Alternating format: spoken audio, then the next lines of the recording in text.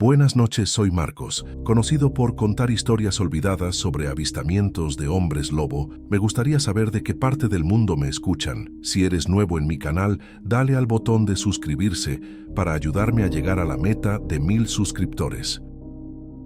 En el silencio sepulcral de abril del 2020, las calles de Ocosocuautla se convirtieron en un coto de caza prohibido. Una patrulla municipal encontró algo que la biología moderna se niega a clasificar: una monstruosidad de carne y hueso amparada por la soledad de la cuarentena. El gobierno ordenó destruir las evidencias y medicar a los testigos, sepultando el horror bajo sellos de secreto de Estado. Quienes estuvieron ahí todavía sienten el hedor a almizcle rancio y la presión física de ser observados desde la oscuridad. La versión oficial dice que fue histeria colectiva, pero los rasguños profundos en el acero blindado cuentan una historia que nadie se atreve a leer en voz alta.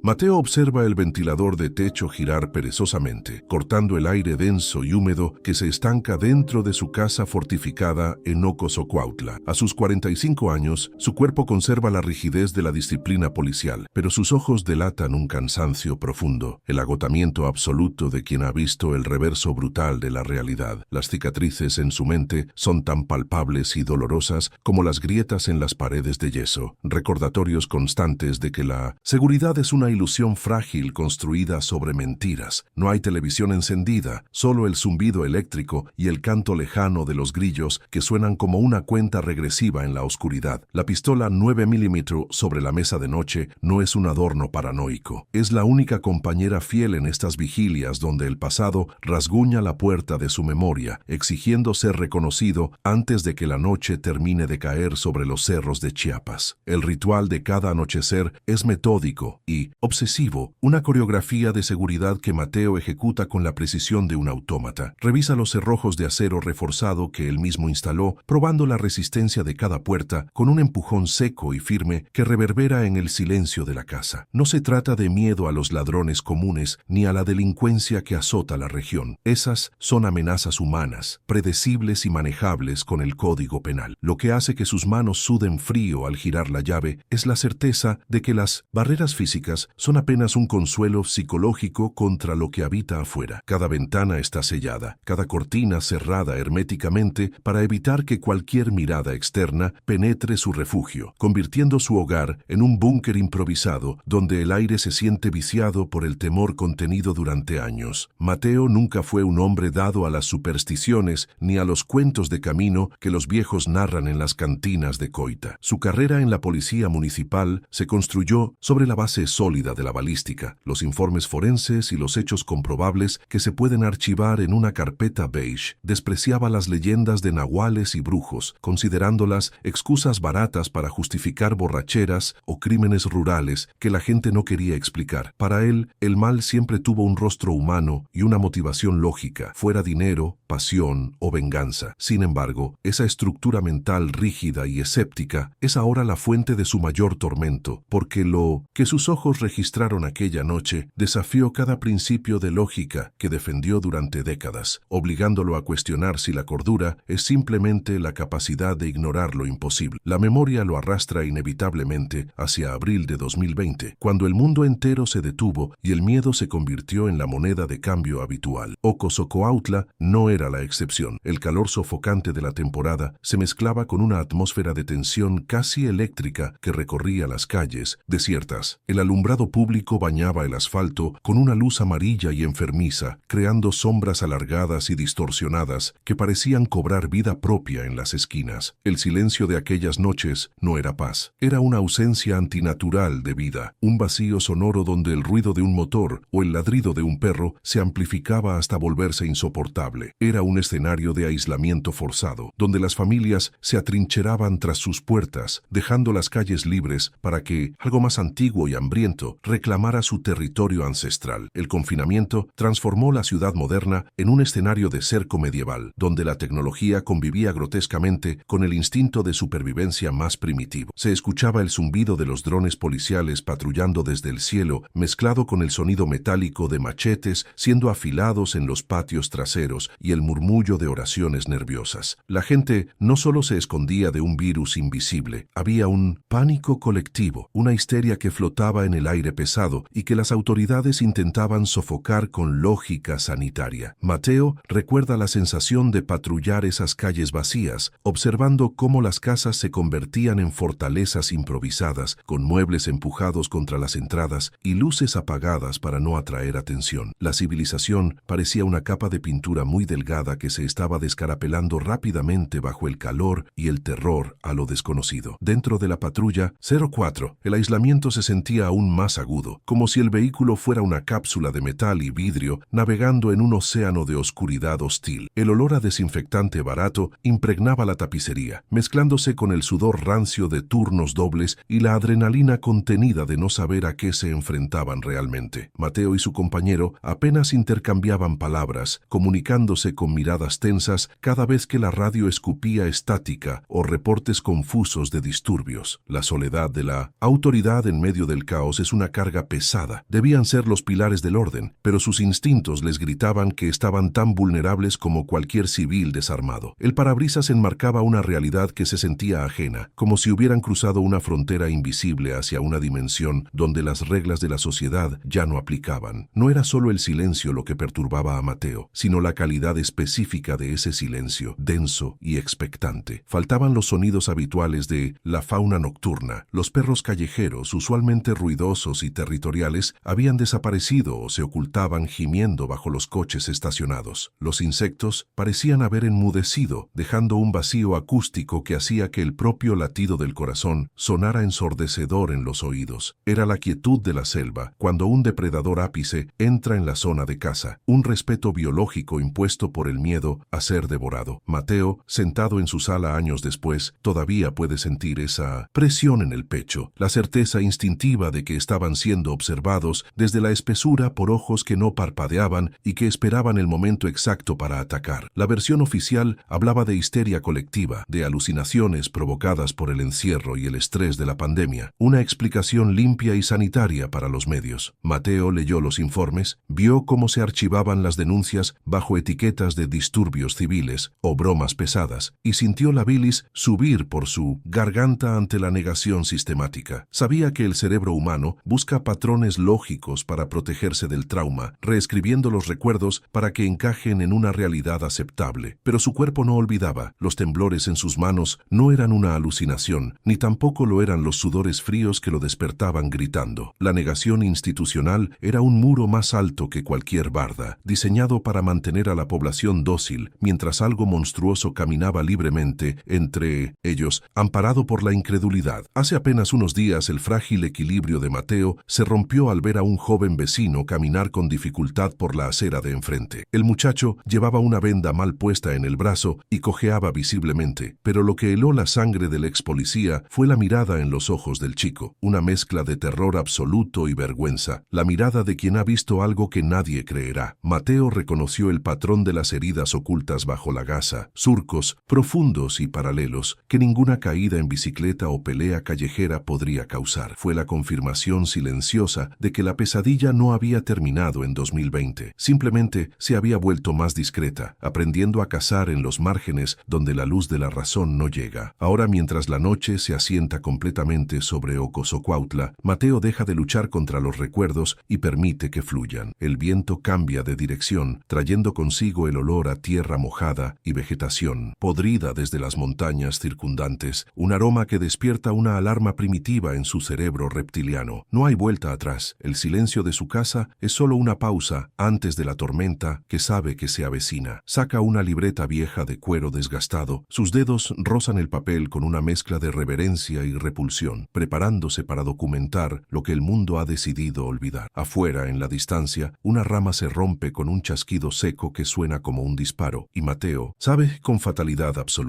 que es hora de hablar. El reloj del tablero digital de la patrulla marcó la medianoche exacta cuando la radio rompió la estática con una urgencia que heló la cabina. La voz de la operadora, usualmente monótona y burocrática, temblaba con una interferencia nerviosa al reportar un disturbio civil grave en la colonia El Mirador, una zona de casas bajas y calles empinadas que colindan con la maleza densa. No era un reporte de fiesta clandestina ni de violencia doméstica, los códigos habituales de la cuarentena. La llamada hablaba de destrucción de propiedad pública y ruidos guturales que los vecinos no lograban identificar. Mateo sintió cómo se tensaban los músculos de su cuello, un reflejo condicionado por años de servicio, pero esta vez acompañado por una punzada de inquietud en el estómago. Ajustó el retrovisor, cruzó una mirada rápida con su compañero, un novato pálido que aferraba el volante con los nudillos blancos, y con un gesto seco ordenó encender la sirena, cuyo lamento azul y rojo comenzó a rebotar contra las fachadas mudas de Ocosocuautla. El trayecto hacia el mirador fue una carrera borrosa a través de un pueblo fantasma, donde cada sombra proyectada por los faros parecía ocultar una amenaza agazapada. El motor de la camioneta rugía forzado en las subidas, luchando contra la gravedad y la atmósfera opresiva que parecía volverse más densa a medida que se acercaban a la periferia. Mateo bajó la ventanilla buscando aire fresco, pero solo encontró una brisa caliente cargada de humedad y un olor metálico que no supo reconocer en ese momento. Su mente, entrenada para la lógica policial, repasaba posibles escenarios: pandilleros aprovechando el caos, un animal salvaje bajando del cerro por hambre o tal vez un brote psicótico colectivo. Sin embargo, ninguna de esas hipótesis lograba calmar el ritmo frenético de su corazón, que golpeaba contra sus costillas como si quisiera escapar de su propio pecho antes de llegar al destino. Al arribar a la escena, la realidad golpeó a Mateo con la fuerza de un mazo, desmantelando cualquier teoría previa sobre vandalismo humano. La patrulla se detuvo chirriando frente a lo que quedaba de una reja perimetral de hierro forjado, una estructura sólida diseñada para durar décadas. Lo que vieron sus ojos no tenía sentido arquitectónico. Los barrotes de una pulgada de grosor no estaban cortados con cizallas ni derribados por el impacto de un vehículo. Estaban retorcidos y arrancados de cuajo desde la base de concreto, como si fueran alambres de plastilina manipulados por manos gigantescas. La violencia ejercida sobre el metal denotaba una fuerza de torsión imposible para un grupo de hombres, incluso equipados con herramientas pesadas. Mateo bajó del vehículo con la mano en la empuñadura de su arma, sintiendo cómo el sentido común se le escurría entre los dedos ante la evidencia física de una furia descomunal. Se acercó a la estructura deformada, iluminando el metal torturado con su linterna táctica, buscando marcas de pintura de algún coche o huellas de maquinaria. No encontró nada industrial, solo vio arañazos profundos en el acero, surcos brillantes donde el metal había sido despojado de su óxido y pintura por algo más duro que el propio hierro. Mateo pasó el dedo enguantado por una de las barras dobladas en forma de U y sintió un escalofrío recorrerle la espina dorsal. La física básica le gritaba que para hacer eso se necesitaba una palanca hidráulica o una fuerza bruta que no existía en la biología conocida de la región. No había olor a gasolina ni a pólvora, solo ese aroma persistente y acre que recordaba a un matadero viejo mezclado con almizcle rancio, un hedor que activaba alarmas ancestrales en la parte más primitiva de su cerebro. El silencio en la calle era absoluto y aterrador, una quietud antinatural que pesaba más que el ruido de la sirena ya apagada. Mateo escaneó las ventanas de las casas aledañas, veía cortinas moverse ligeramente y ojos asustados espiando desde la seguridad de las rejas, pero nadie salió a recibirlos. El contrato social de llamar a la policía y esperar ayuda se había roto. Los vecinos sabían instintivamente que lo que había pasado allí no era competencia de la ley humana. Esa ausencia de testigos vocales en un barrio donde el chisme corre más rápido que el viento fue la confirmación tácita de que el miedo había silenciado incluso la curiosidad. Mateo se sintió profundamente solo, parado en el centro de un crimen que no podía explicar, rodeado de gente que rezaba para que él se marchara y se llevara consigo la atención de la cosa que había estado allí. Fue entonces cuando la luz de su linterna barrió el suelo lodoso junto a la banqueta rota y se detuvo sobre algo que le cortó la respiración. Impresas en el barro fresco había una serie de huellas que desafiaban toda clasificación zoológica. No eran de oso, pues los osos no bajan a coita, ni de jaguar, cuyas almohadillas son más redondas y compactas. Eran marcas profundas de un pie digitígrado, hundidas con tal peso que habían compactado la tierra hasta volverla piedra, coronadas por orificios dejados por garras de al menos 15 centímetros de largo. La separación entre cada huella sugería una zancada de casi 2 metros, indicando una criatura de tamaño y velocidad aterradores. Mateo se agachó, midiendo la huella con su propia mano extendida. La marca era casi el doble de grande, una prueba irrefutable de que un depredador alfa caminaba entre las casas. Junto a las huellas, atrapado en una astilla de la reja destrozada, un mechón de pelo negro y grueso ondeaba levemente con el viento nocturno. Mateo lo tomó con unas pinzas de evidencia, observando su textura al contraluz. Era un pelo tosco, parecido al de un jabalí pero mucho más largo y aceitoso, cubierto de una sustancia viscosa que no era barro. Al acercarlo a su nariz, el olor a almizcle y podredumbre se intensificó, provocándole una arcada involuntaria. No era un disfraz, no era una broma de carnaval, era material biológico real, tejido muerto de un organismo vivo que respiraba, sangraba y cazaba. La negación racional de Mateo comenzó a fracturarse, dando paso a una certeza horrorosa. La bestia no era un mito folclórico, era un animal de carne y hueso con una biología incompatible con la vida urbana. Más adelante, siguiendo el rastro de destrucción hacia un terreno baldío, encontraron la sangre. No era el rojo brillante de una herida arterial humana, sino un fluido oscuro, casi negro bajo la luz artificial, espeso como el aceite de motor quemado. Mateo observó cómo la sustancia coagulaba a una velocidad anormal, formando costras duras sobre la hierba aplastada en cuestión de minutos. Algo o alguien había herido a la criatura, tal vez un vecino armado con una escopeta vieja, pero la cantidad de sangre sugería que el daño era superficial para una bestia de ese tamaño. Mateo tocó la mancha con la punta de su bota. La tierra alrededor parecía rechazar el líquido, como si la propia naturaleza supiera que esa sangre era una abominación. La escena del crimen gritaba una verdad que él no quería escuchar. Esto no era un asesinato, era una cacería interrumpida. ¿Te está gustando esta historia? Deja un like y suscríbete al canal. Ahora continuamos con el vídeo. El corazón de Mateo martilleaba contra sus sienes, un tamborileo sordo que le impedía pensar con claridad táctica. Su mano derecha no dejaba de acariciar la funda de su 9 milímetros, un gesto de autotranquilización que ahora le parecía ridículo e inútil. ¿Qué daño podía hacerle una bala estándar a una criatura capaz de doblar acero reforzado como si fuera papel? La duda, un veneno lento y corrosivo, empezó a filtrarse en su disciplina militar. Sentía la mirada de su compañero clavada en su nuca, esperando órdenes, esperando que el veterano dijera que todo era una confusión, que era un perro grande o un loco con herramientas. Pero Mateo no podía mentir, no, frente a la evidencia física que tenía a sus pies. El conflicto entre su deber de proteger y su instinto de huir le provocaba náuseas. Quería subir a la patrulla y acelerar hasta que las luces de la ciudad fueran solo un punto en el retrovisor. Su compañero, el joven Ramírez, rompió el silencio con una voz que era apenas un susurro estrangulado. ¿Qué chingados es eso, oficial? ¿Un oso? ¿Se escapó algo del zoológico de Tuxtla? La ingenuidad de las preguntas irritó a Mateo, quien sabía perfectamente que no había zoológicos con monstruos de esa envergadura y que ningún oso tenía garras como cuchillos de carnicero. No digas pendejadas, Ramírez, respondió Mateo con una dureza que no sentía, tratando de proyectar una autoridad que se estaba desmoronando. Mantén los ojos abiertos y la mano en el arma. Esto no es un animal normal. Al decirlo en voz alta, la realidad se solidificó. Al admitir que no era normal, Mateo cruzó un umbral del que ya no podría regresar, aceptando que las reglas del juego habían cambiado drásticamente. Decidieron inspeccionar el perímetro del terreno baldío, moviéndose tácticamente, espalda con espalda, barriendo la oscuridad con los haces de luz. La maleza crujía bajo sus botas y cada sonido amplificado por el silencio de la cuarentena parecía una amenaza inminente. Mateo notaba cómo sus sentidos se agudizaban dolorosamente. Podía oír el zumbido de los cables de alta tensión, el goteo de una tubería rota a 3 casas de distancia y su propia respiración entrecortada. El aire se sentía cargado de estática, como antes de una tormenta eléctrica, pero el cielo estaba despejado. Era la presión atmosférica de estar en presencia de un depredador superior, una sensación que los humanos modernos han olvidado pero que está grabada en el ADN desde la época de las cavernas. Se sentían observados, no por ojos curiosos, sino por ojos que evaluaban calorías y debilidades. Fue en ese momento, en medio de la tensión insoportable, cuando Mateo sintió el gatillo emocional que lo conecta con el presente. La sensación de vulnerabilidad total, de ser una presa en un uniforme de policía, le trajo de golpe el recuerdo del chico herido que vio la semana pasada. La misma postura de miedo, la misma mirada de quien sabe que la oscuridad tiene dientes. En 2020, Mateo pensó que podía contenerlo, que podía racionalizarlo. Hoy sabe que fue un iluso. Esa noche en el mirador fue el inicio de su trauma, el momento exacto en que la armadura de cinismo que había construido durante 20 años de servicio se agrietó para siempre. No estaba allí para arrestar a nadie, estaba allí para ser testigo de algo que la humanidad había decidido borrar de los libros de historia. Un sonido seco, como una rama gruesa partiéndose bajo un peso inmenso, provino de la espesura, a no más de 20 metros de su posición. Mateo y Ramírez giraron al unísono, apuntando sus armas hacia la oscuridad impenetrable de los árboles. árboles. No hubo movimiento, no hubo huida precipitada de un animal asustado, solo hubo un cese total de los sonidos ambientales. Los grillos callaron, el viento se detuvo, algo estaba allí, parado en la negrura, devolviéndoles la mirada con una paciencia infinita. Mateo sintió cómo se le erizaba el vello de los brazos, una reacción física involuntaria ante la proximidad de la muerte. Su dedo índice se posó en el gatillo, temblando ligeramente, listo para disparar al vacío, sabiendo en el fondo que el plomo sería insuficiente.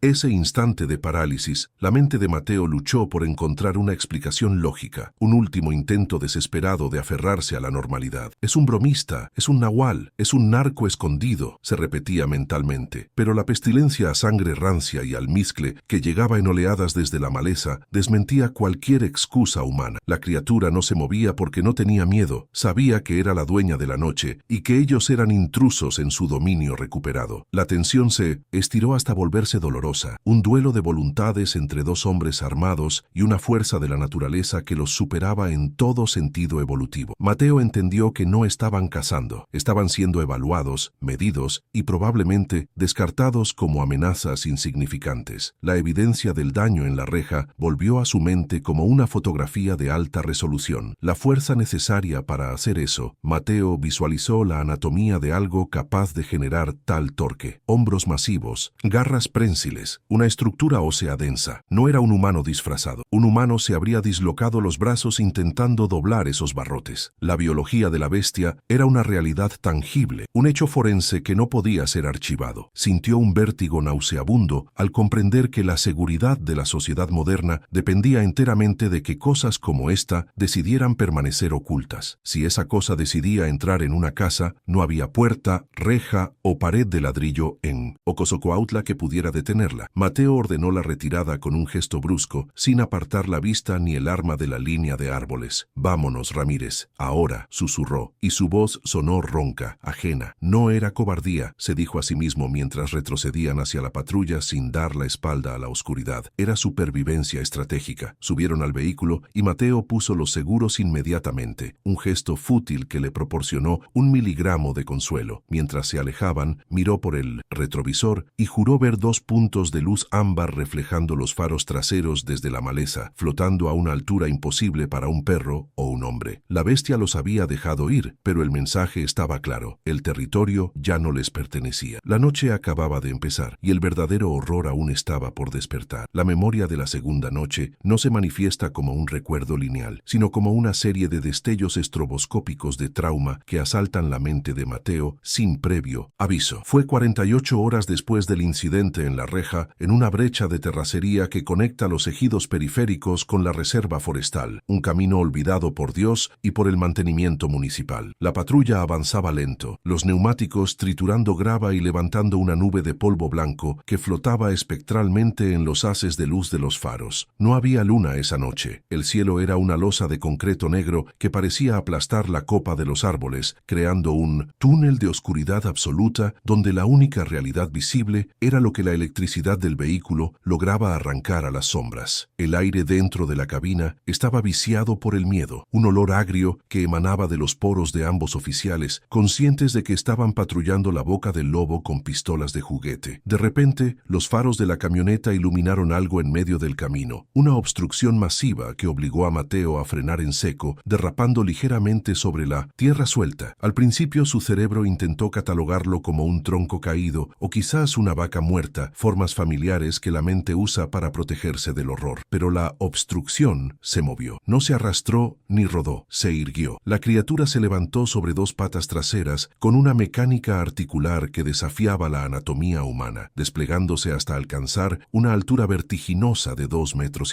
La luz halógena bañó su pelaje, una cobertura negra, densa y enmarañada que absorbía la luminosidad en lugar de reflejarla, haciendo que el monstruo pareciera un agujero negro con forma vagamente antropomórfica recortado contra la noche. La visión de la criatura destrozó cualquier escepticismo residual que Mateo pudiera albergar sobre leyendas locales o bromas pesadas. No era un disfraz. Podía ver la tensión de los músculos bajo la piel, paquetes de fibra muscular que se contraían y relajaban con una potencia hidráulica, diseñados para la violencia pura. La estructura del pecho era inmensa, una caja torácica barriliforme capaz de albergar pulmones gigantescos necesarios para oxigenar esa masa en persecuciones largas. Las extremidades superiores eran desproporcionadamente largas, terminando en manos que eran garras funcionales, con dedos que se flexionaban probando el aire. Lo más aterrador no era su monstruosidad, sino su plausibilidad biológica. Parecía un error evolutivo, un depredador del Pleistoceno que había sobrevivido en las grietas del tiempo, esperando a que la ciudad bajara la guardia para reclamar su lugar en la cadena alimenticia. El silencio se rompió cuando la bestia giró la cabeza hacia la fuente de luz, revelando un hocico alargado y húmedo que goteaba saliva espesa. Sus ojos brillaron con una luminiscencia ambarina al captar los faros, pero no había miedo en esa mirada, solo una agresión territorial fría y calculadora. Mateo sintió que el tiempo se dilataba, cada segundo estirándose hasta el punto de ruptura, mientras su mano buscaba frenéticamente el arma de cargo. Ramírez, a su lado, estaba catatónico, emitiendo un gemido agudo, incapaz de procesar que la pesadilla de su infancia estaba parada a 10 metros del parachoques. El instinto de supervivencia de Mateo tomó el control, anulando el protocolo policial de alto identifíquese. Ante un depredador alfa, la única ley es matar o ser comido. Mateo abrió la puerta de la patrulla, usándola como escudo precario, y apuntó su Pietro Beretta 9 mm al centro de masa de la criatura. No hubo advertencia verbal. Apretó el gatillo en una sucesión rápida, el estruendo de los disparos rompiendo la quietud del monte como petardos secos. Vio los destellos de la boca del cañón y, más aterrador aún, vio los impactos. Las balas golpearon el pecho de la bestia, haciendo que el pelaje se agitara y brotaran pequeños géiseres de ese líquido negro y viscoso que ya había visto antes. Sin embargo, la física del impacto no funcionó como esperaba. La criatura no cayó, ni siquiera retrocedió. La masa muscular era tan densa y la estructura ósea tan robusta que los proyectiles de calibre policial apenas lograron penetrar la superficie, actuando más como picaduras de abeja que como fuerza letal. La reacción del monstruo no fue de dolor, sino de una furia explosiva e inmediata. Emitió un sonido que no era un aullido, sino un rugido grave, una vibración de baja frecuencia que hizo traquetear los cristales de la patrulla y resonó en la cavidad torácica de Mateo. En un parpadeo, la bestia acortó la distancia. No corrió como un hombre, se lanzó hacia adelante con una aceleración que dejaba en ridículo a cualquier atleta olímpico, moviéndose a 4 patas para ganar tracción y luego irguiéndose para el impacto final. Mateo apenas tuvo tiempo de lanzarse de nuevo al interior del vehículo y cerrar la puerta cuando la criatura chocó contra el frente de la camioneta. El impacto fue brutal, similar a ser embestido por otro vehículo a alta velocidad. La patrulla de 2 toneladas se sacudió violentamente, levantándose unos centímetros del suelo antes de caer con un crujido metálico agonizante. El capó se dobló como papel de aluminio bajo la fuerza del golpe y el radiador estalló en una nube de vapor sibilante que envolvió la escena en una neblina blanca. Mateo se golpeó la cabeza contra el marco de la ventana, sintiendo el sabor cobrizo de la sangre en la boca y un zumbido ensordecedor en los oídos. A través del parabrisas estrellado vio una garra oscura golpear el cristal reforzado, creando una tela de araña de fracturas que se expandía con cada golpe, buscando entrar para arrancar la carne blanda que había dentro. En ese caos de vapor, sirenas que se activaron por el golpe y gritos ahogados, la criatura de repente se detuvo. Tal vez el ruido de la bocina trabada le molestó, o quizás detectó la llegada de refuerzos lejanos. Con un último bufido que empañó el vidrio roto, la bestia se apartó, trepando por el talud de tierra lateral con una agilidad espeluznante y desapareciendo en la espesura del bosque. Mateo y Ramírez se quedaron temblando en la cabina destrozada, rodeados por el olor a refrigerante quemado, pólvora y ese hedor almizclado insoportable que se había filtrado por las ventilas. Habían sobrevivido, pero la victoria era de la bestia. Había demostrado la total inutilidad de su tecnología y sus armas, dejándolos vivos quizás solo para que llevaran el mensaje del terror. La mañana siguiente trajo consigo una limpieza institucional que fue casi tan aterradora como el ataque mismo. No llegaron investigadores forenses normales, sino camiones militares sin insignias claras y hombres en trajes civiles que tomaron el control de la escena con una eficiencia clínica. La patrulla destrozada fue remolcada y cubierta con lonas antes de que saliera el sol,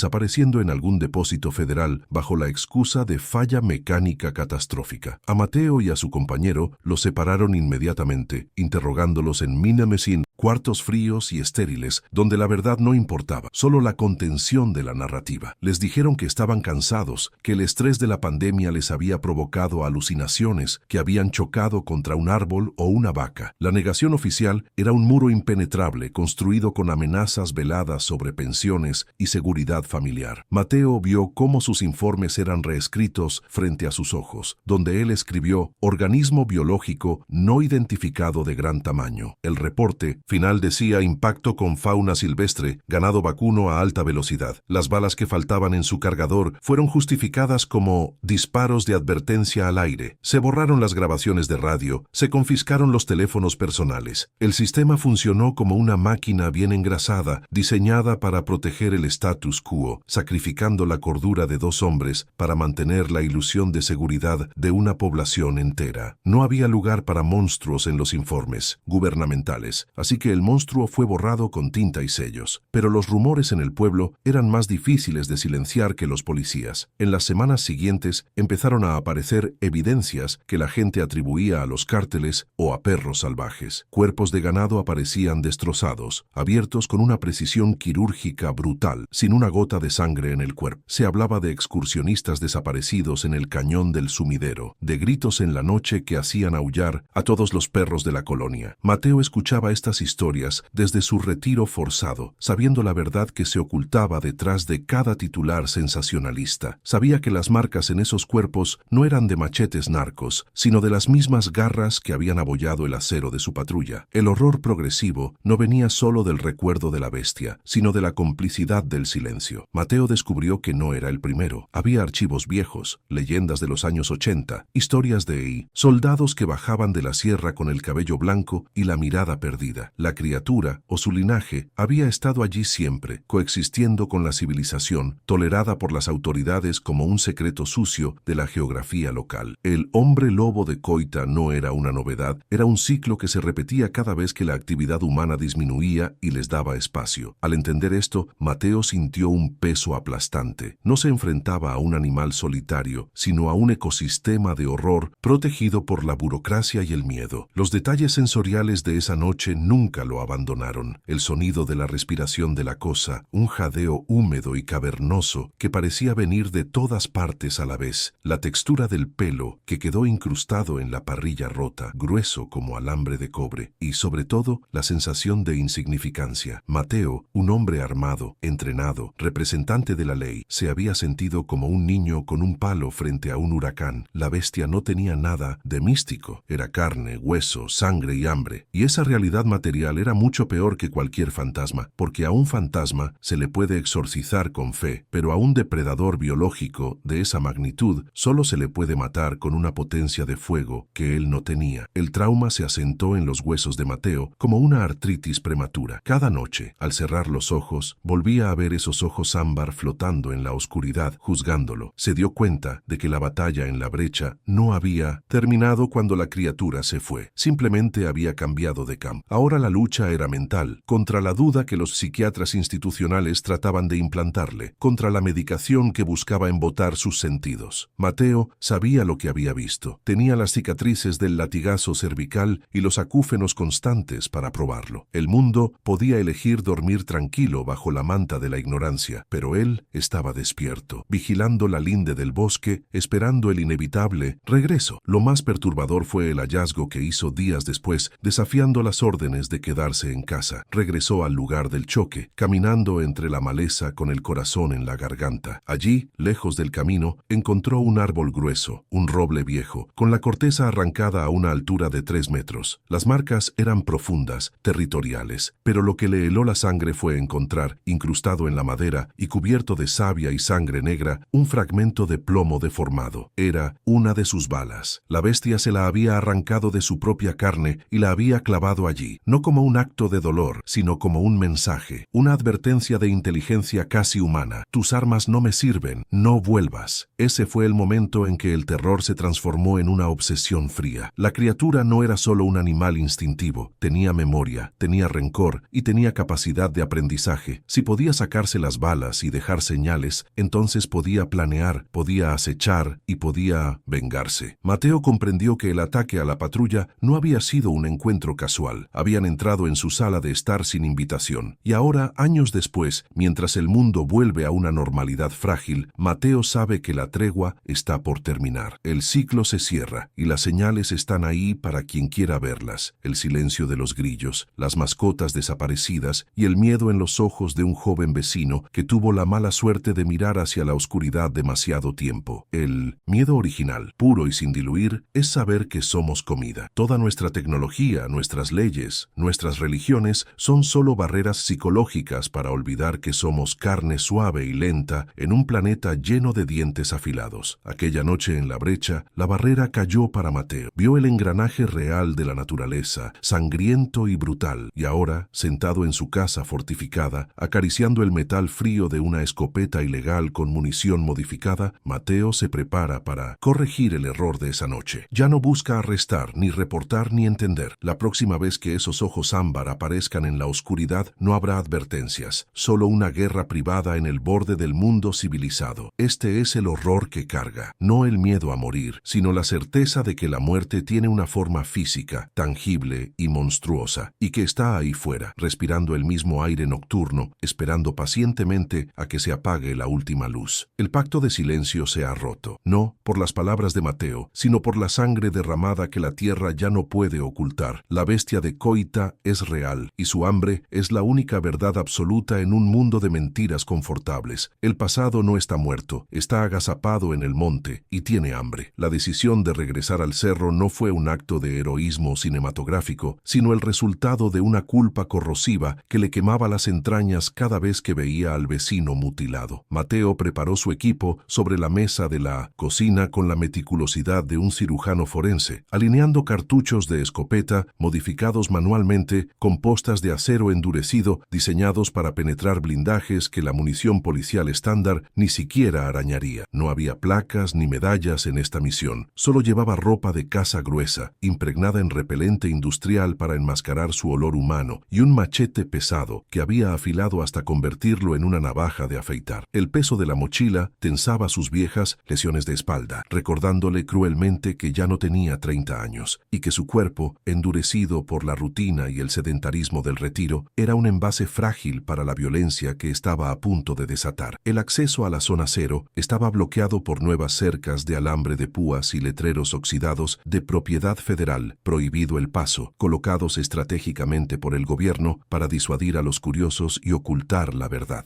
Mateo estacionó su camioneta vieja a kilómetros de distancia, ocultándola bajo ramas secas en una brecha secundaria, y procedió a pie bajo el sol inclemente de la tarde chiapaneca. El calor era sofocante, haciendo que el sudor empapara su ropa en cuestión de minutos, pegando la tela a su piel como una segunda capa asfixiante. Mientras cortaba el alambre con unas cizallas oxidadas, sintió que cruzaba un umbral invisible. El aire al otro lado de la cerca parecía más denso, cargado de una electricidad estática que erizaba los vellos de la nuca y silenciaba el canto habitual de las aves tropicales. Adentrarse en la vegetación fue como entrar en las tripas de una bestia dormida. La selva había reclamado los caminos antiguos con una voracidad agresiva, cubriendo senderos de terracería con enredaderas espinosas y helechos gigantes. Mateo avanzaba lento, escaneando el entorno con una paranoia entrenada, buscando señales que un ojo civil pasaría por alto. Ramas rotas a una altura de 3 metros, marcas de garras en la corteza de los árboles, más viejos y patrones de disturbio en el suelo forestal. El silencio del monte no era paz, era una tensión contenida, la quietud absoluta de un ecosistema que sabe que el depredador alfa está despierto y patrullando. Cada paso que daba resonaba en sus oídos como una detonación, amplificado por la acústica natural de la cañada que actuaba como un teatro para su propia muerte. A medida que se acercaba al lugar del primer avistamiento de 2020, el ambiente cambió sutilmente, volviéndose más oscuro y opresivo debido a la densidad del follaje que bloqueaba la luz solar. El olor a tierra mojada se mezcló con ese hedor inconfundible a almizcle rancio y carne podrida que había atormentado sus pesadillas durante años. Mateo se detuvo frente a un claro natural, donde la hierba estaba aplastada formando un círculo perfecto, como si algo enorme se hubiera echado allí recientemente. No eran camas de venado ni revolcaderos de jabalí. El diámetro de la zona aplastada sugería una masa corporal de cientos de kilos. Al arrodillarse para inspeccionar, encontró restos de huesos, fémures limpios y blanqueados que habían sido partidos longitudinalmente para extraer el tuétano con una fuerza de mordida aterradora. La investigación se tornó macabra cuando Mateo descubrió semienterrado en el lodo cerca de la cama un objeto que no pertenecía a la selva, una mochila escolar de tela sintética, desgarrada y decolorada por el sol y la lluvia. Al abrirla con la punta del machete, encontró libretas húmedas y una identificación borrosa de un estudiante reportado como fugado hacía 6 meses. La narrativa oficial de desapariciones voluntarias se desmoronó en sus manos. El bosque era un cementerio clandestino, un coto de caza privado donde la criatura almacenaba trofeos o sobras. La rabia desplazó momentáneamente al miedo. Mateo comprendió que no estaba allí solo para matar a un animal, sino para detener a un asesino serial biológico que las autoridades habían decidido ignorar por conveniencia política. De repente, el bosque guardó un silencio sepulcral, ese vacío acústico repentino que indica que la presencia humana ha sido detectada. Mateo se congeló, mimetizándose con el tronco de un árbol enorme, controlando su respiración hasta volverla imperceptible. No hubo crujido de ramas ni pisadas pesadas. La criatura había aprendido a moverse con el sigilo de un fantasma a pesar de su tamaño colosal. Sintió la mirada clavada en su espalda, una presión física entre los omóplatos que activó todas sus alarmas instintivas. Sabía que no estaba cazando, estaba siendo cazado. La bestia lo estaba flanqueando, usando el terreno elevado y la densidad de la maleza para cerrar el círculo, demostrando una inteligencia táctica que helaba la sangre. Mateo decidió no esperar a la emboscada y tomó la iniciativa, lanzando una bengala de carretera encendida hacia la espesura oscura de donde intuía que venía la amenaza. La luz roja y chisporroteante iluminó el bosque con un resplandor infernal, creando sombras danzantes y revelando, por una fracción de segundo, una silueta masiva agazapada entre los árboles. El monstruo reaccionó al fuego con un rugido que sacudió el suelo, un sonido gutural y vibrante que no tenía nada de humano. Ya no era el animal curioso de hace años. Era más grande, más robusto, y su piel estaba marcada por cicatrices viejas, tejido queloide blanco sobre la piel negra, mapas de batallas pasadas que había sobrevivido y ganado. El enfrentamiento comenzó sin previo aviso cuando la criatura cargó contra él, rompiendo la maleza con la fuerza de un tren de carga descarrilado. Mateo levantó la escopeta y disparó, el retroceso del arma golpeando su hombro con violencia, pero esta vez estaba preparado. El proyectil de acero impactó en el hombro de la bestia, arrancando un trozo de carne y haciéndola trastabillar, pero no la detuvo. La velocidad del ataque era vertiginosa. En un parpadeo, la distancia se cerró y Mateo tuvo que rodar por el suelo para esquivar un zarpazo que habría decapitado a un toro. El aire se llenó de olor a pólvora quemada y sangre cobriza, mientras el hombre y el monstruo danzaban en el barro en un duelo primitivo por la supervivencia. Mateo logró ponerse de pie, bombeando otro cartucho en la recámara con manos temblorosas pero firmes. La bestia, herida y furiosa, no atacó de inmediato. Comenzó a rodearlo, caminando en 2 patas con una postura casi humana, evaluando a su oponente con ojos que destilaban odio puro. Era un momento de reconocimiento mutuo. La criatura recordaba el olor de Mateo, recordaba la patrulla y las luces de 2020. No era un encuentro aleatorio, era una venganza postergada. Mateo vio la inteligencia malévola en esos ojos ámbar y entendió que no estaba luchando contra un animal, sino contra una entidad que disfrutaba el dolor y el miedo, un sadismo que la biología natural rara vez produce. ¿Te está gustando esta historia? Deja un like y suscríbete al canal. Ahora continuamos con el vídeo. El segundo disparo de Mateo fue un tiro desesperado apuntado a la cabeza, pero la criatura se movió con reflejos sobrenaturales, desviando el cañón con un manotazo que envió el arma volando hacia la oscuridad. Desarmado de su fuego principal, Mateo desenfundó el machete y su pistola auxiliar, sabiendo que sus probabilidades de vida se habían reducido a 0. La bestia se abalanzó sobre él, inmovilizándolo contra el suelo con su peso masivo. Mateo sintió las costillas crujir bajo la tamer, presión y el aliento fétido del monstruo bañándole la cara. Podía ver los detalles grotescos de su anatomía, los dientes amarillentos y cerrados, la saliva viscosa y algo más aterrador, terror, restos de ropa humana atorados entre sus colmillos. En ese instante de cercanía letal, Mateo hizo algo irracional. Detonó una granada de aturdimiento que había guardado para una emergencia extrema, cerrando los ojos y la boca justo antes de la explosión. El estallido sónico y el destello cegador desorientaron a la bestia, que retrocedió aullando y cubriéndose los oídos sensibles, soltando su presa momentáneamente. Mateo, sordo y aturdido, aprovechó la confusión para arrastrarse hacia la bengala que aún ardía débilmente en el suelo. Con un grito de esfuerzo agónico, lanzó el objeto incandescente hacia un montículo de hojas secas y ramas aceitosas que parecían formar la entrada de una madriguera oculta bajo las raíces de un árbol caído. El fuego prendió rápidamente, alimentado por la resina y la sequedad del verano, iluminando el interior de la cavidad expuesta. Lo que Mateo vio dentro de esa guarida congeló su sangre más que cualquier herida física. No era solo una guarida, era un nido. Entre los huesos y la basura se movían dos figuras más pequeñas, versiones inmaduras pero perfectamente formadas de la bestia adulta, cubiertas de pelusa gris y mirándolo con los mismos ojos depredadores. La revelación cayó sobre él como una losa. No era un monstruo solitario, era una especie colonizadora. Se estaban reproduciendo. La anomalía de 2020 se había convertido en una población estable, oculta a pocos kilómetros de la civilización. La bestia adulta, al ver su nido amenazado por el fuego, ignoró a Mateo y se lanzó frenéticamente a proteger a su prole, tratando de sofocar las llamas con su propio cuerpo. Ese instante de instinto paternal monstruoso fue la única razón por la que Mateo pudo escapar. Se levantó tambaleándose, con la visión borrosa y el pecho ardiendo por las costillas rotas, y corrió. Corrió sin mirar atrás, tropezando con raíces, cayendo y levantándose, impulsado únicamente por el terror absoluto de lo que acababa de descubrir. Los aullidos que resonaban a sus espaldas ya no eran solo de furia, sino de convocatoria. La bestia estaba llamando a otros o quizás declarando una guerra abierta contra quien había osado tocar su linaje. La huida fue un borrón de dolor y pánico a través del monte oscuro. Mateo sentía que los árboles intentaban agarrarlo, que cada sombra ocultaba una de esas crías hambrientas. La certeza de que había más de ellos transformó su concepción del mundo. Ya no se trataba de cazar a un lobo, se trataba de una invasión silenciosa que ya había echado raíces. Llegó a su camioneta casi desmayado, con la ropa hecha jirones y cubierto de barro y sangre propia y ajena. Al encender el motor, sus manos temblaban tanto que apenas pudo girar la llave. El rugido del vehículo fue el sonido más hermoso que había escuchado jamás, pero no le trajo alivio, solo la urgencia de poner kilómetros de asfalto entre él y la verdad. Mientras conducía de regreso a la seguridad ilusoria de Ocosoco-Autla, Mateo miraba constantemente por el retrovisor, esperando ver esa forma negra corriendo detrás de él, alcanzando la camioneta. No la vio, pero sabía que no era necesario. La criatura le había perdonado la vida no por piedad, sino porque tenía prioridades más urgentes en el nido. Mateo llegó a su casa, cerró los portones de acero y se desplomó en el suelo de la sala, llorando no por el dolor físico, sino por la carga del conocimiento. Había ido buscando redención y había encontrado el apocalipsis en gestación. La batalla final no había sido en el bosque. La verdadera guerra apenas comenzaba y la humanidad ya la estaba perdiendo sin siquiera saber que había empezado. El silencio de la casa fortificada ahora se sentía diferente. Antes era un refugio, ahora era una trampa. Mateo sabía que las barreras físicas eran inútiles contra una especie que aprendía, se adaptaba y se multiplicaba. Se limpió la sangre de la cara frente al espejo, viendo a un hombre envejecido y roto, un profeta de una fatalidad que nadie querría escuchar. La imagen de las crías en el nido se repetía en su mente en un bucle infinito. Si había dos, podía haber 10. Si estaban en Coita, podían estar en cualquier zona rural de México. El aislamiento del bosque no era para proteger a las bestias de los hombres, sino para incubar la siguiente fase de su expansión. Mateo pasó la noche en vela, escribiendo febrilmente en su cuaderno, documentando cada detalle anatómico, cada comportamiento, cada coordenada del nido. Sabía que esta información era su sentencia de muerte, pero también su único legado. La lucha física había terminado en derrota, pero la lucha por la verdad era lo único que le quedaba. Afuera, el viento aullaba entre las calles vacías, y por primera vez, Mateo no pudo distinguir si era el aire o si eran ellos, bajando del cerro reclamando las calles que una vez fueron suyas. La advertencia tenía que ser entregada, aunque costara la vida. La mañana lo encontró sentado en el porche, con la escopeta en el regazo y la mirada perdida en la línea de árboles lejana. Ya no había miedo, solo una resignación observación fría y calculadora. Había visto el futuro de la humanidad en esa cueva, y era un futuro de dientes y oscuridad. Mateo entendió que su supervivencia no era un regalo, sino una carga. Era el portador de una plaga viral de conocimiento. Ahora debía decidir cómo usar el poco tiempo que le quedaba antes de que ellos vinieran a terminar el trabajo, porque vendrían, de eso no tenía la menor duda. La cacería había cambiado de dirección para siempre. Mateo se sienta frente a la mesa de madera desnuda, rodeado de pilas de cuadernos viejos y mapas topográficos trazados a mano con tinta roja febril. Su cuerpo es un mapa viviente de dolores crónicos y cicatrices que nunca sanaron del todo, pero el verdadero deterioro es interno, una erosión constante del alma causada por saber demasiado en un mundo que prefiere la bendición de la ignorancia. Ya no limpia sus armas con la esperanza ingenua de ganar una guerra abierta. Lo hace por hábito, un ritual mecánico y casi religioso para mantener las manos ocupadas mientras su mente procesa la inminencia del fin. La batalla física quedó atrás en el ser, perdida en el momento exacto en que vio a las crías retorciéndose en la oscuridad. Ahora, la lucha es puramente memorial, un intento desesperado y agónico de dejar un testimonio tangible antes de que la noche lo reclame definitivamente. Escribe con urgencia, sintiendo que cada palabra es un ladrillo en el muro contra el olvido que amenaza con sepultar la verdad de Ocosocuautla bajo capas de burocracia y miedo. La comprensión de la amenaza ha evolucionado radicalmente en su mente torturada. Ya no ve a las bestias como simples aberraciones monstruosas, sino como el siguiente paso lógico en una cadena alimenticia que la humanidad creía dominar por derecho divino. Ellos son la respuesta brutal y eficiente de la naturaleza al vacío dejado por el confinamiento humano. Depredadores perfectos, diseñados biológicamente para prosperar en el silencio y la sombra de nuestras ciudades. Mateo sabe con una certeza matemática que las crías que vio en la cueva ya deben ser adultas, cazadores furtivos que están enseñando a una nueva generación a no temer al hombre ni a sus máquinas ruidosas. El tiempo es el aliado incondicional de la bestia y el enemigo mortal del hombre. Mientras la sociedad discute políticas sanitarias y crisis económicas, en los barrancos profundos de Chiapas se está gestando un ejército biológico que no necesita tecnología para conquistar, solo hambre y una paciencia infinita para esperar el colapso civilizatorio. Las paredes de su casa fortificada, antes símbolos de una seguridad inquebrantable, ahora le parecen ridículamente frágiles, meras cáscaras de huevo intentando detener una luz de rocas. Mateo entiende con una claridad fatalista que no existen cerrojos de acero suficientes para mantener fuera lo que ya está adentro, infiltrado en la psique colectiva y en los márgenes geográficos de la ciudad. El verdadero peligro no es solo que entren físicamente a su casa, sino que la gente siga negándose obstinadamente a ver las señales evidentes que gritan desde la periferia urbana. La normalidad es una alucinación consensuada, un pacto tácito y suicida para no mirar hacia la oscuridad donde brillan los ojos ámbar. Al escribir estas líneas finales, Mateo no busca salvarse a sí mismo, pues sabe que está marcado por la muerte, sino intentar despertar a alguien, a cualquiera, que sea capaz de leer entre líneas y reconocer el patrón de la invasión antes de que sea irreversible. El sonido del viento golpeando las láminas del techo ya no es solo un fenómeno meteorológico para sus oídos entrenados en la paranoia. Es un lenguaje cifrado que anuncia visitas indeseadas. Mateo levanta la vista del papel y escucha con atención obsesiva, distinguiendo entre el roce inocente de una rama y el paso sigiloso de una garra sobre el concreto del patio trasero. Saben dónde vive. La inteligencia malévola que vio en los ojos de la madre en el nido le asegura que no olvidaron su olor, su ataque ni su ofensa al linaje. No atacaron de inmediato esa noche porque son pacientes, porque disfrutan el cerco psicológico tanto como la matanza física. Esta espera agonizante es parte integral del castigo, una tortura lenta y deliberada diseñada para quebrantar su espíritu antes de devorar su carne. Mateo acepta este destino no como una víctima pasiva, sino como un penitente que paga el precio de haber mirado al abismo y haber sobrevivido para contarlo. Este testimonio escrito, este paquete de hojas manchadas de café rancio y sudor frío, es su última voluntad y testamento, una herencia envenenada que deja al mundo ciego. No confía confía en los canales digitales que pueden ser borrados por un algoritmo o censurados por el gobierno bajo pretextos de seguridad nacional. Confía en la permanencia del papel, en la física de la tinta que no puede ser hackeada remotamente. Planea esconder estos cuadernos en lugares donde solo los curiosos o los paranoicos buscarían, cápsulas del tiempo enterradas bajo tablas del piso o enviadas por correo a direcciones aleatorias sin remitente. Es un acto de fe ciega, la esperanza absurda de que alguien, en algún lugar, encuentre estas coordenadas y entienda que las desapariciones en la zona no son estadísticas vacías. Si la historia oficial es una mentira piadosa construida para tranquilizar, su historia es la verdad fea y cruda que debe sobrevivir al narrador para servir de advertencia futura. La complicidad de las autoridades es un pensamiento que le provoca una amargura ácida en la boca, más tóxica y paralizante que el miedo mismo. Mateo se da cuenta de que no luchó solo contra monstruos biológicos en el monte, sino contra una maquinaria burocrática monstruosa que prefiere sacrificar a sus ciudadanos antes que admitir que perdió el control del territorio. El silencio institucional es el fertilizante que permitió a la colonia crecer en la cueva. Cada reporte archivado, cada muerte etiquetada falsamente como ataque animal o ajuste de cuentas fue un permiso tácito para que la bestia se expandiera sin freno. Al final, los monstruos de traje y corbata en las oficinas climatizadas de gobierno son tan culpables como los de pelo y garras en el bosque. Su confesión es también una acusación formal contra un sistema podrido que eligió la comodidad de la mentira sobre la seguridad real de su propia gente. Una sombra cruza fugazmente por la rendija debajo de la puerta principal, bloqueando la tenue luz amarilla de la calle por un segundo, y el corazón de Mateo se detiene en seco. No hay perros callejeros tan grandes en este barrio, ni vecinos que caminen con ese silencio sepulcral. El olor inconfundible a 1900 almizcle rancio y tierra de cementerio se filtra lentamente por las ventilas, invadiendo la asepsia de su refugio con la pestilencia de la muerte antigua. Están aquí. No vinieron en manada ruidosa rugiendo desafíos al cielo. Vinieron en silencio absoluto, como la marea negra que sube sin aviso para ahogarlo todo. Mateo siente una extraña calma descender sobre él, la paz del condenado que finalmente ve llegar al verdugo a su celda. No hay pánico, solo la confirmación de todas sus teorías, la validación final de que nunca estuvo loco, de que cada pesadilla era una premonición exacta de este momento inevitable que ahora toca a su puerta blindada. La responsabilidad de la verdad pesa más en sus manos que el arma cargada sobre la mesa. Es un fardo histórico que ahora transfiere a quien esté leyendo o escuchando esto. Mateo escribe las últimas instrucciones con letra firme y angulosa, detallando cómo identificar los rastros sutiles, cómo diferenciar un aullido de coyote de uno de ellos y, sobre todo, cómo huir sin mirar atrás. No hay consejos de combate heroico, porque el combate directo es un suicidio garantizado. La única estrategia viable contra ellos es la evasión total y la distancia extrema. Advierte sobre los caminos rurales después de la medianoche, sobre las zonas muertas donde los pájaros no cantan y sobre el error fatal de la curiosidad humana. Su legado no es una guía de caza, es un manual de supervivencia para una era nueva y oscura donde los humanos ya no están en la cima de la pirámide alimenticia. El bosque nunca olvida y tampoco perdona las intrusiones arrogantes en su dominio sagrado y sangriento. Mateo sabe que su nombre será borrado de los registros, que su casa será limpiada con cloro y que su desaparición será justificada como un suicidio solitario o un accidente doméstico por las mismas autoridades que encubren todo desde el inicio. Pero las marcas de garras en su puerta de acero quedarán y la sangre, aunque lavada, dejará un rastro químico persistente que otros depredadores podrán oler años después. La naturaleza está reclamando lo suyo con violencia, borrando la línea artificial y soberbia entre la ciudad moderna y la selva primigenia. Ocosocoautla es solo el principio, un laboratorio de pruebas exitoso para una reconquista salvaje. Lo que comenzó como un rumor local en 2020 es ahora una realidad endémica, un virus de violencia primitiva que espera latente bajo la piel de la civilización moderna. Si alguna vez escuchas un sonido grave que hace vibrar tus ventanas con una frecuencia que te revuelve el estómago sin razón aparente, no abras la cortina para mirar afuera. Si ves huellas en el lodo de tu jardín que parecen humanas pero son demasiado profundas, grandes y pesadas, no pierdas tiempo llamando a la policía. Toma a tu familia y vete lejos antes de que caiga el sol. Mateo escribe esto como una súplica directa, rompiendo la barrera del tiempo y el papel para hablarle al futuro lector a los ojos. La incredulidad es tu peor enemigo. El escepticismo racional es la puerta abierta que ellos usan para entrar a tu vida. No cometas el error fatal de buscar lógica humana en sus acciones. Ellos no quieren tu dinero ni tu propiedad, quieren tu vida y el espacio que ocupas. La ignorancia ya no es una excusa válida para nadie. Ahora sabes lo que hay ahí fuera y el conocimiento te hace responsable de tu propia supervivencia. Mateo deja el bolígrafo sobre el papel, un gesto definitivo y sonoro que marca el final de su testimonio y de su función como guardián solitario. Toma la escopeta recortada, comprobando el peso reconfortante del acero frío y la madera gastada, sabiendo perfectamente que esta vez